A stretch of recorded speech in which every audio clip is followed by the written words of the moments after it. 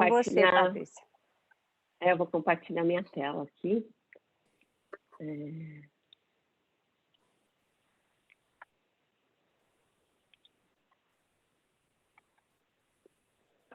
Pronto. Dá para ver certinho. Tá bom. Dá para ver certinho? Então tá joia. Bom, deixa eu ainda habilitar um laser aqui. Então vamos lá. Bom dia a todos. Bom dia. Com alegria que eu estou aqui de novo nessa manhã de domingo para falar sobre esse tema impositivo da renovação, que é um tema que foi muito trazido por Jesus, né, já há 2000 anos atrás, e a gente está ainda aqui tentando se renovar, tentando trabalhar no bem, né? Emmanuel reforça a mensagem de Jesus com a leitura que a Júnia acabou de fazer. Então, esse tema da palestra, ele está baseado em alguns dizeres de Jesus, né? Então, Jesus disse, ninguém deita remendo de pano novo em veste velha, nem se deita vinho novo em odres velhos. Então, a gente vai trabalhar um pouquinho, né, esses dizeres sob a luz da doutrina espírita, que eles reforçam essa questão da nossa necessidade, né, de renovação, o convite à renovação. E a palestra de hoje, ela está baseada no livro 3 do Estudo Aprofundado da Doutrina Espírita, o EAD, né? E esse livro 3, ele trata especificamente dos ensinos e das parábolas de Jesus, né? Então, vamos lá. Então, Jesus disse essas frases quando ele estava numa casa, né, com seus discípulos, com fariseus, publicanos e mais pessoas, né, mais pecadores.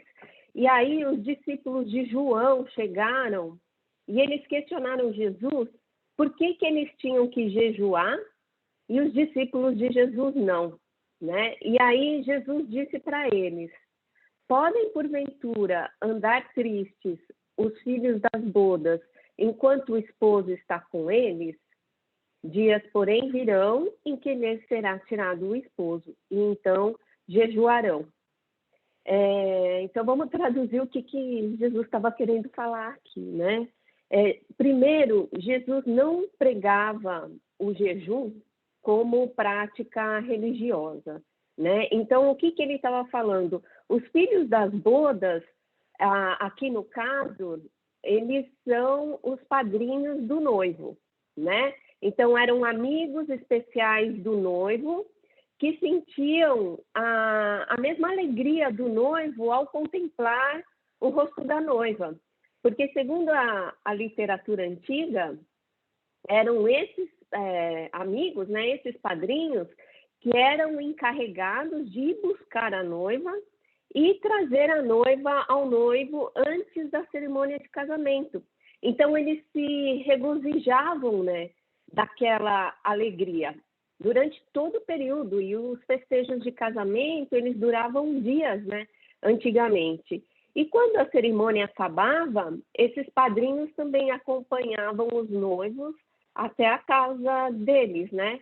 Então, o que Jesus está falando aqui é que enquanto os padrinhos do noivo estivessem com o esposo, então, enquanto a cerimônia de casamento estivesse acontecendo, enquanto houvesse alegria e felicidade, eles não estariam tristes, eles estariam alegres. Então, eles não jejuariam, né?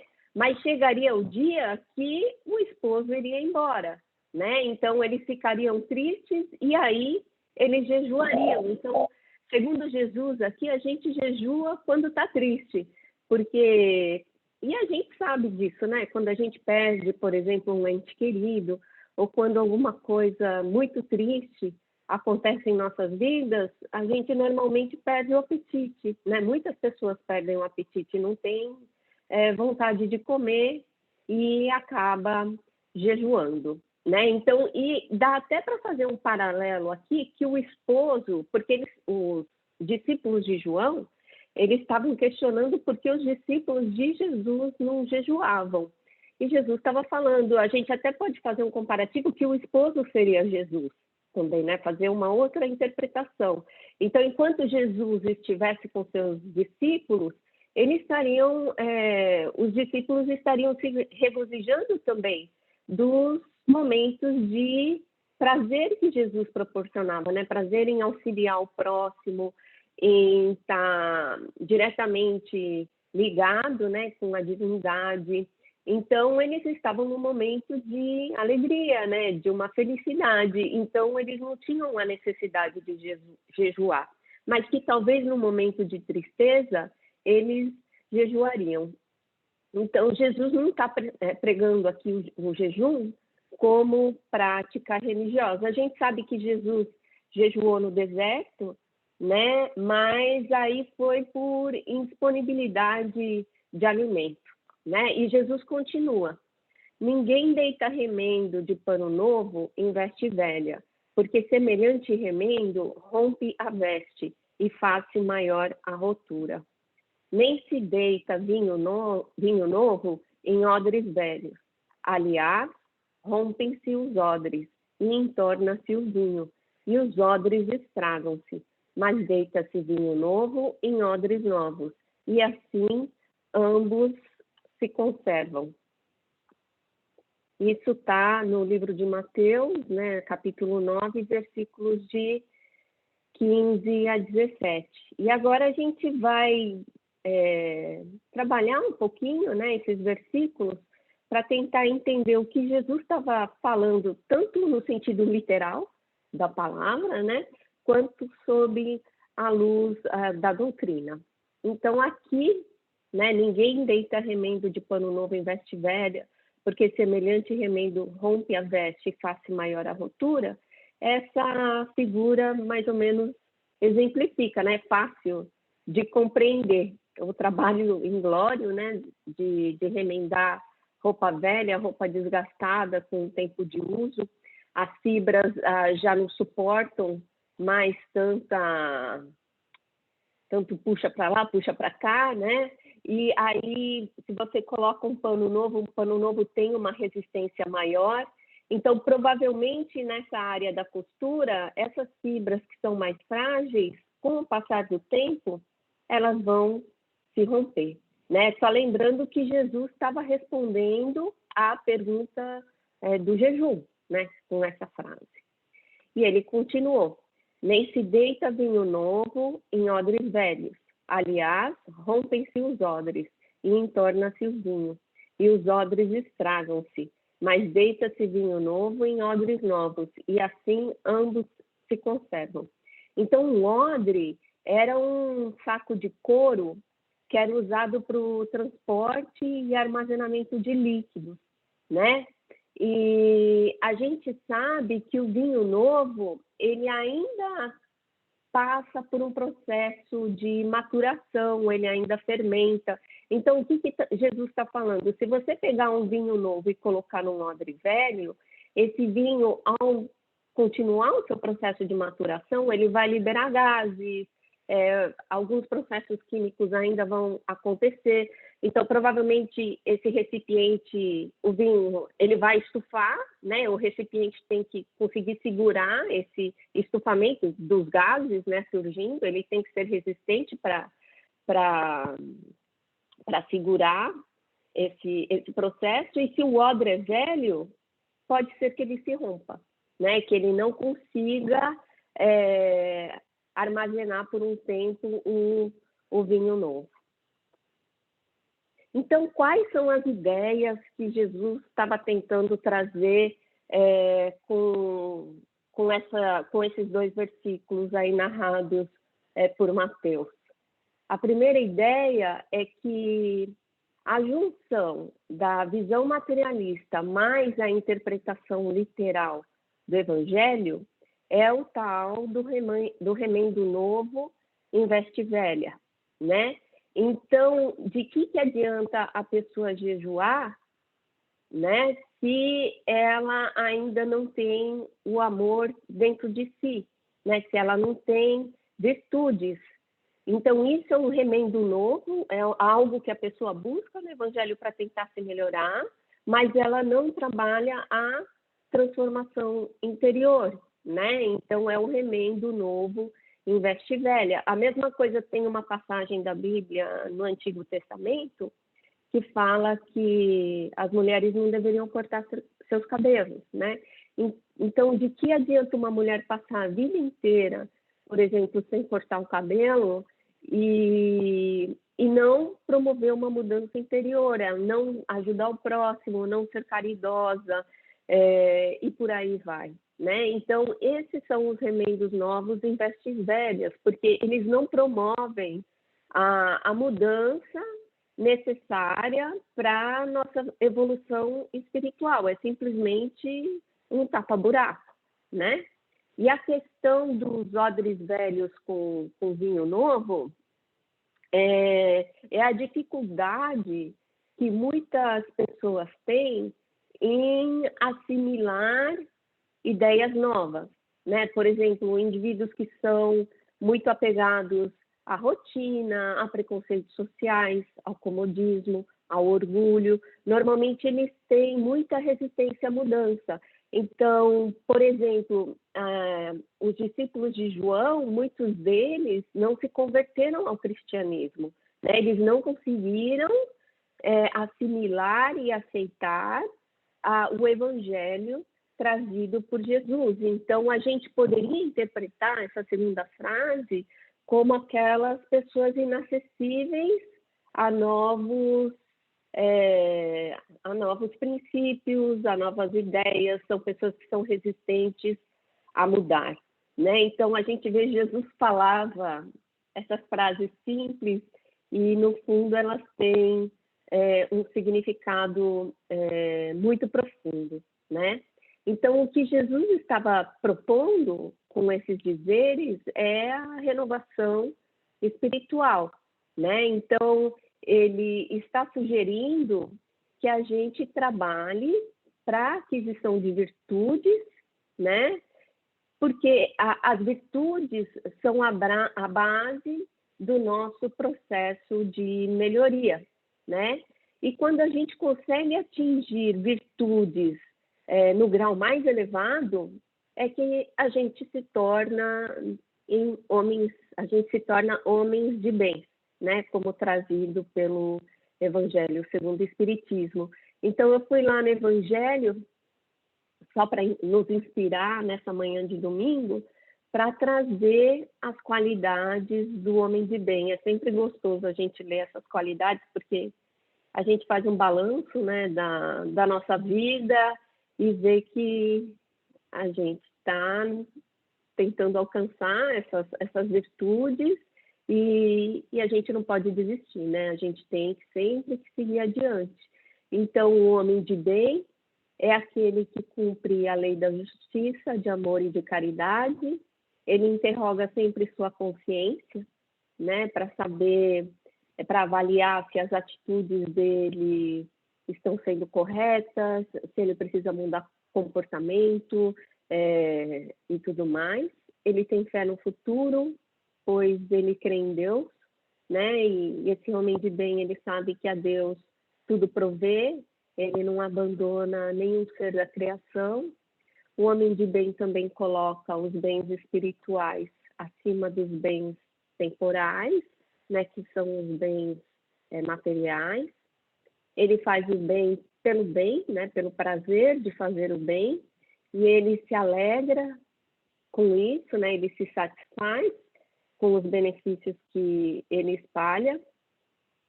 Ele é indulgente para as fraquezas alheias, né? Então, embora ele veja os defeitos das outras pessoas, ele é caridoso, né, para com isso, ele não comenta, ele não aponta o dedo, né? Mas ele estuda suas próprias imperfeições e trabalha para combatê-las. Então, essa daqui é a nossa meta, né? E é isso que Jesus está nos sugerindo, né? Porque essa superioridade moral do homem de bem é que vai ser o elemento da sociedade justa e pacífica do futuro. Então, vamos lá. Ninguém deita remendo de pano novo em veste velha. Então, o Evangelho, ele para ser integralmente entendido e vivenciado, ele requer que a gente se liberte, né? Que a gente rompa com os nossos antigos padrões de comportamento que a gente vem assimilando ao longo de várias reencarnações, né? Que aqui são representados tanto pela veste velha, né? Quanto pelos odres velhos, né? Então, quem deseja implementar mudanças de comportamento precisa priorizar a melhoria interna, a melhoria espiritual. E a gente tem que estar consciente, né, que esse processo de aprimoramento, ele precisa ocorrer sob novas bases, né? Não dá para a gente ficar remendando a nossa personalidade, porque senão a gente se frustra uma hora, a gente estoura, a gente não suporta, né? O odre se rompe, como ele falou, né? Então, aqui é isso que está falando, né? Aí gera desilusões, depressões, e isso acaba por trair e fazer sofrer o indivíduo quando ele se depara com sua realidade. E um exemplo de transformação definitiva no bem, ele também pode ser encontrado no livro de Marcos, que é a história que registra a cura do cego Bartimeu, né? Então, vamos ler o que está aí no capítulo 10 do livro de Marcos. Depois foram para Jericó. E saindo ele de Jericó com seus discípulos e uma grande multidão, Bartimeu, o cego, filho de Timeu, estava sentado junto ao caminho, mendigando. E ouvindo que era Jesus de Nazaré, começou a clamar e a dizer: Filho de Davi, Jesus, tem misericórdia de mim. E muitos o repreendiam para que se calasse, mas ele clamava cada vez mais: Filho de Davi, tem misericórdia de mim. E Jesus, parando, disse que o chamassem. E chamaram o cego, dizendo-lhe: Tem bom ânimo, levanta-te que ele te chama. E ele, lançando de si a sua capa, levantou-se e foi ter com Jesus. E Jesus, falando, disse-lhe: Que queres que eu te faça? E o cego lhe disse: Mestre, que eu tenha vista. E Jesus lhe disse: Vai, a tua fé te salvou. E logo viu e seguiu a Jesus pelo caminho. Então, o que esse texto está mostrando aqui? Primeiro, Bartimeu, ele tinha o desejo de voltar a enxergar, né? Então, ele tinha uma aspiração, né? Mas ele não se limitou somente a esse desejo, né? Quando ele percebeu que Jesus passava, ele clamou por ajuda. E por mais que as pessoas tentassem repreendê-lo, né, para que ele se calasse, ele continuou na ação, né? Ele continuou clamando por ajuda, ele foi persistente, né? Mesmo quando constrangido. E Jesus, quando perguntou para ele: o que queres que eu te faça? Ele foi pragmático, ele tinha ali a resposta na ponta da língua: eu quero a minha cura. E Jesus, né, na sua grandiosidade, sabendo que o espírito dele estava pronto para essa cura, promoveu a cura do cego Bartimeu.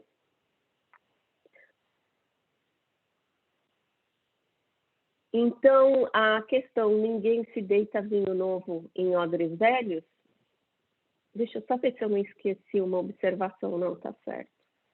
Porque tem um outro exemplo que é Paulo também, mas eu acho que Paulo está mais para frente na palestra. Então, vamos lá. Nem se deita vinho novo em odres velhos. Jesus usava muito, né, o processo de produção de vinho como exemplo nos seus ensinamentos. Porque o vinho passa por toda a maturação, fermentação, e a gente mais ou menos consegue comparar isso com as situações a que nós somos expostos, né? Nós, espíritos eternos, né? somos expostos aqui nas nossas encarnações e no dia a dia, né, de nossas vidas. Então, como eu já falei antes do início da palestra, né, o vinho novo, ele continua o processo de fermentação, né, porque ele indica uma fermentação recente da uva, e se colocar esse vinho novo num recipiente antigo que não suporta mais, esse recipiente vai se romper. E o vinho também, né, continuando no simbolismo, ele passa, a uva, né, ela passa pelo processo de maceração no início, né, que é quando aparece o substrato que vai produzir a essência do vinho, né? Então, da mesma forma, somos nós, né, os nossos espíritos. Então, a gente também se entrega à maceração, né, das nossas provas aqui existenciais, através dos nossos sacrifícios, dos sofrimentos, né, que muitas vezes a gente passa no dia a dia, as dificuldades, para que então surja o homem de bem, liberto das suas imperfeições. Então, a gente precisa trabalhar, a gente precisa desse processo de maceração, né, para a modificação das ideias, do pensar, para a gente poder um dia adentrar os reinos superiores, né? E Paulo passou por esse processo, né? Então, foi uma existência dele, está narrada no livro Paulo e Estevão, que foi muito marcante, né? Onde ele conseguiu se despojar, né? Deixar o homem velho para trás e abraçar o Evangelho de Jesus. E teve uma caminhada muito, muito bonita, né? Se tornou um ser completamente diferente.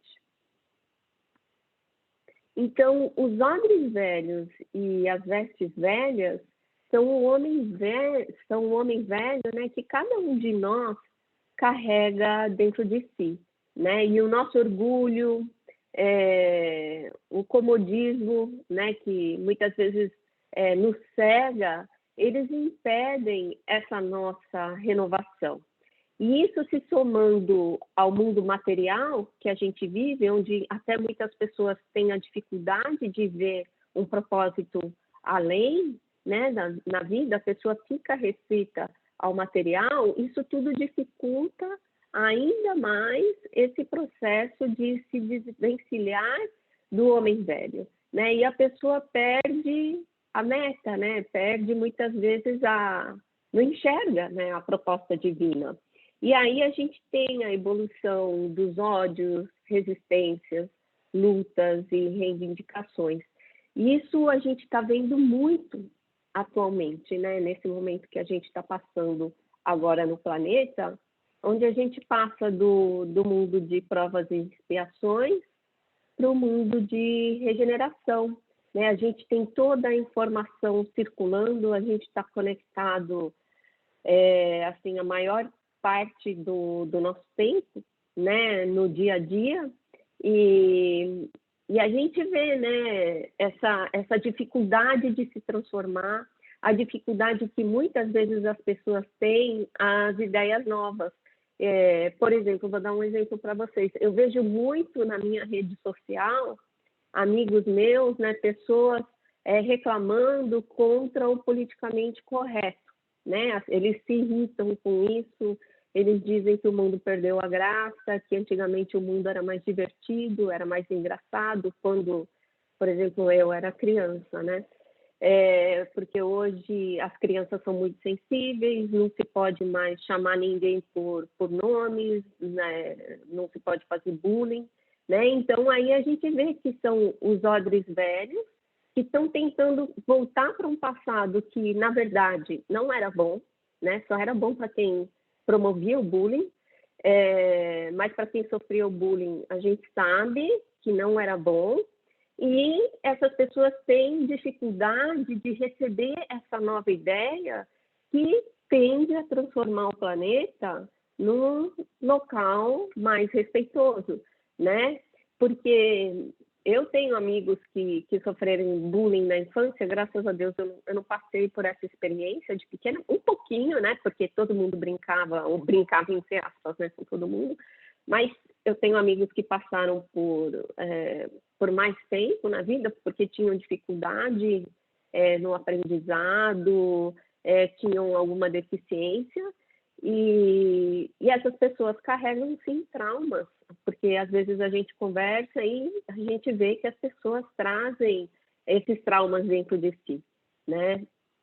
Então, essa é a questão do agrivelho, né? As pessoas que não aceitam mudar, que olham para trás e acham que antigamente era melhor, e se você parar para pensar, você fala, não, a partir do momento que você falta com respeito com outra pessoa, que você afeta outra pessoa, isso não está certo, né? O Anderson e eu, meu esposo, né, e eu, esses tempos atrás a gente decidiu assistir o programa dos Trapalhões, assim, deu um saudosismo, né? Era um programa que passava de domingo à noite, e a gente como criança assistia e se divertia, programas assim do início da década de 80, e aí a gente vê como o mundo mudou, né? Porque a gente começou a assistir e, na verdade, a gente não conseguiu terminar um episódio, porque a gente acabou ficando constrangido, né? Aquela coisa da mulher como um objeto, sem um propósito maior, e da questão do homossexualismo e tudo mais, né? A gente acabou falando, não, como que a gente ria disso, né? E não consegue mais assistir. Então, você vê, assim, 20, 30 anos, foi uma mudança muito rápida, né? E o mundo está mudando de forma muito rápida. E muitas pessoas têm dificuldade em assimilar essas mudanças, né? E o que a gente vê muito também, assim, questões de discussões, de desentendimentos, que é a dificuldade que muitas pessoas têm em dialogar com o diferente, né? Em dialogar com outras ideias. Então, a pessoa se cerca ali no seu mundinho e não se abre para ouvir, muitas vezes, a opinião alheia, o que é uma pena, né? Mas eu espero que, dentro em breve, essa questão da mídia social também é algo novo. Eu espero que a gente amadureça, né?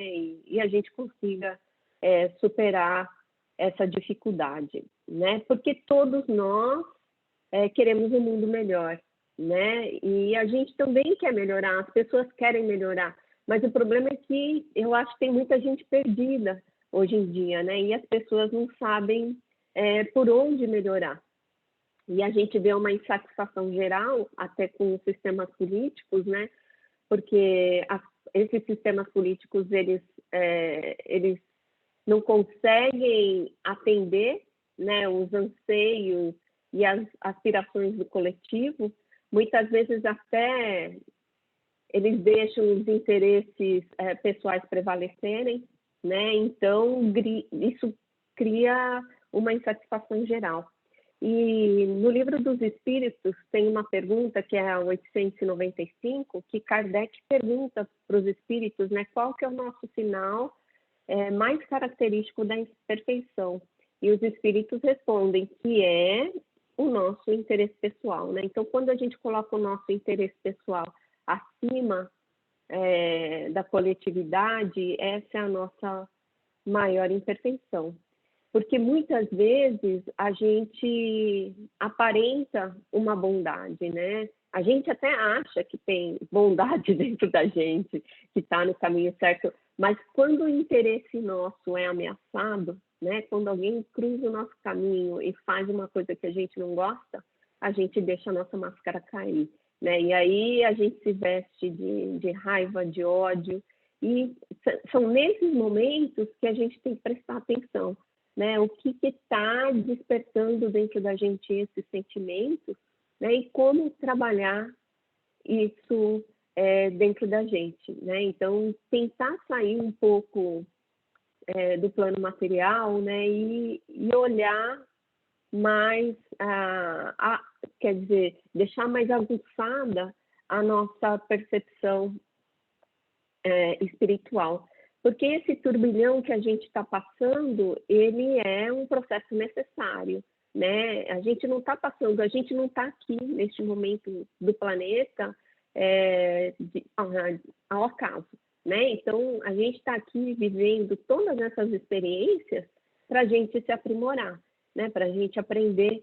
Então, não adianta olhar para fora e buscar a solução fora da gente, né? O que Jesus propõe é que a gente olhe para dentro de nós mesmos, né? Que a gente transforme esses odres e essas vestes velhas nas virtudes do homem de bem.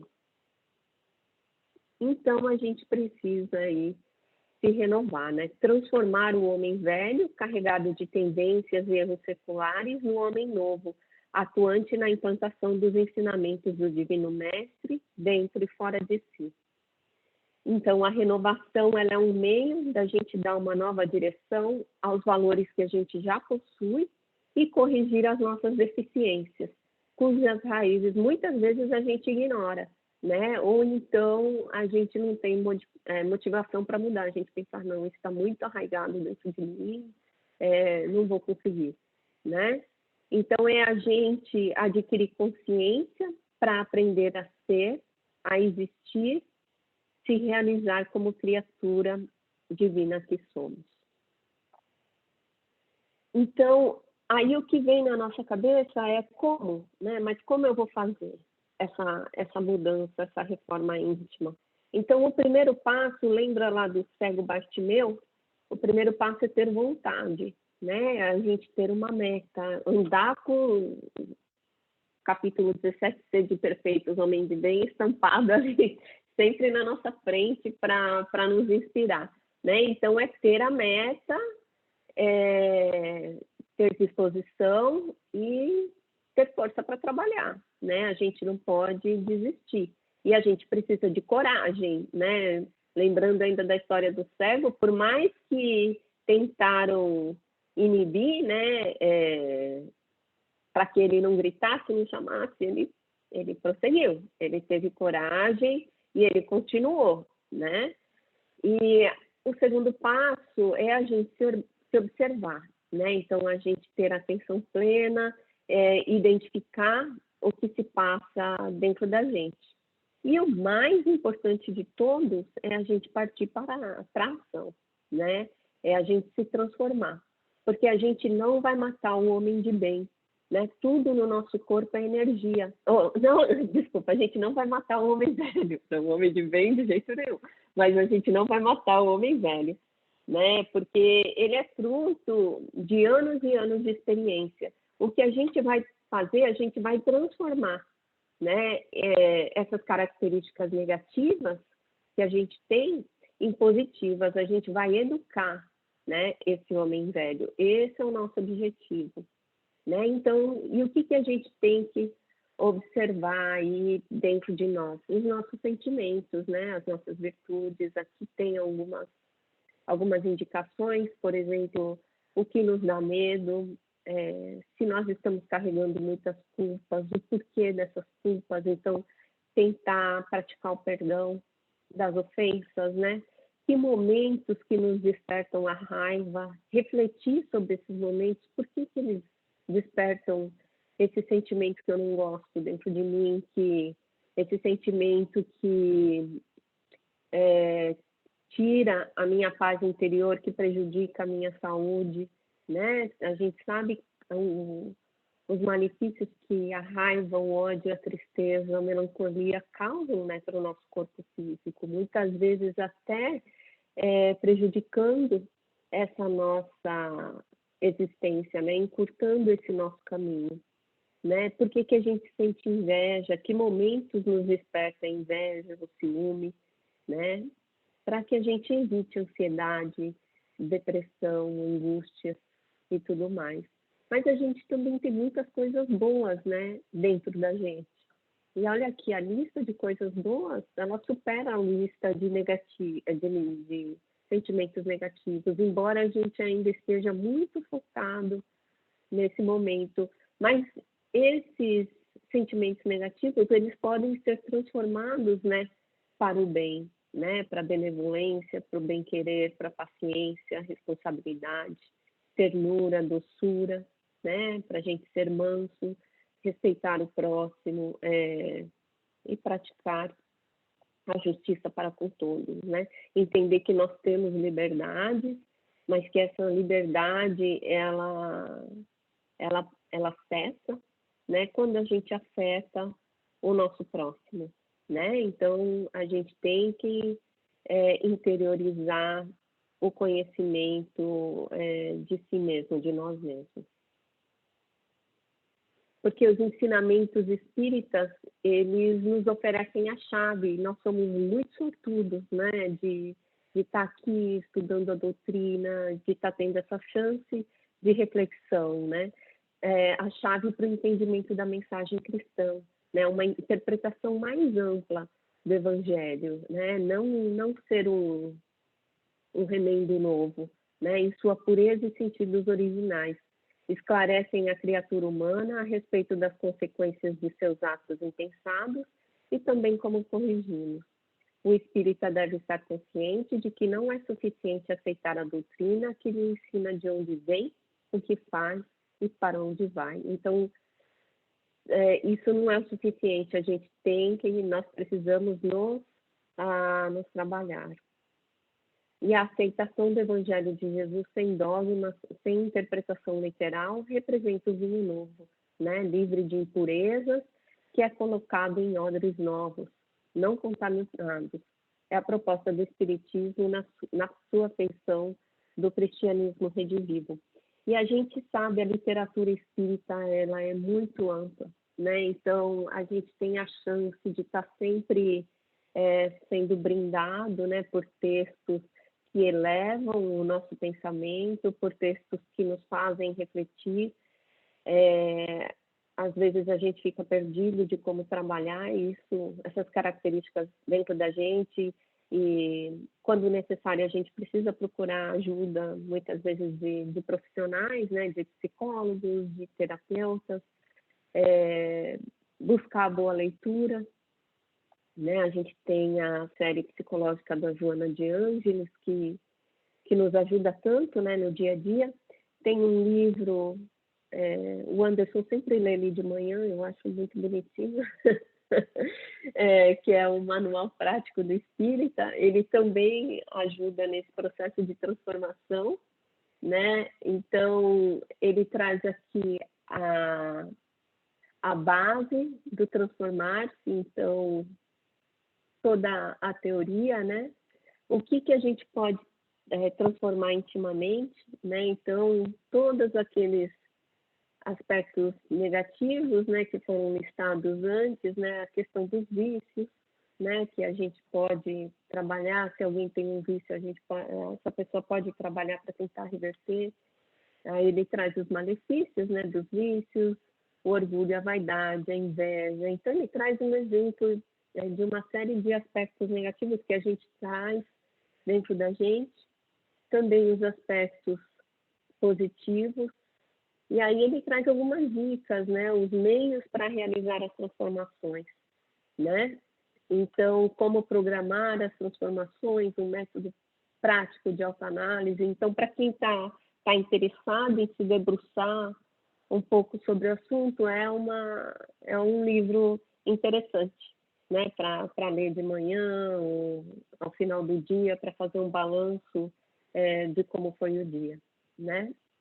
E aí traz também esquemas para aplicação individual. Então, é uma sugestão, né, para que a gente consiga educar o homem velho que está dentro da gente, para que a gente não seja nem veste velha, né, e nem odre velho, né, para que a gente trabalhe sempre as nossas virtudes para um dia sermos homens de bem. Então, essa é a mensagem que eu tinha para passar para vocês nessa manhã de domingo, e eu desejo a todos uma boa semana. Obrigado, Patrícia. Uma ótima abordagem na sua palestra. Obrigado, viu, querida?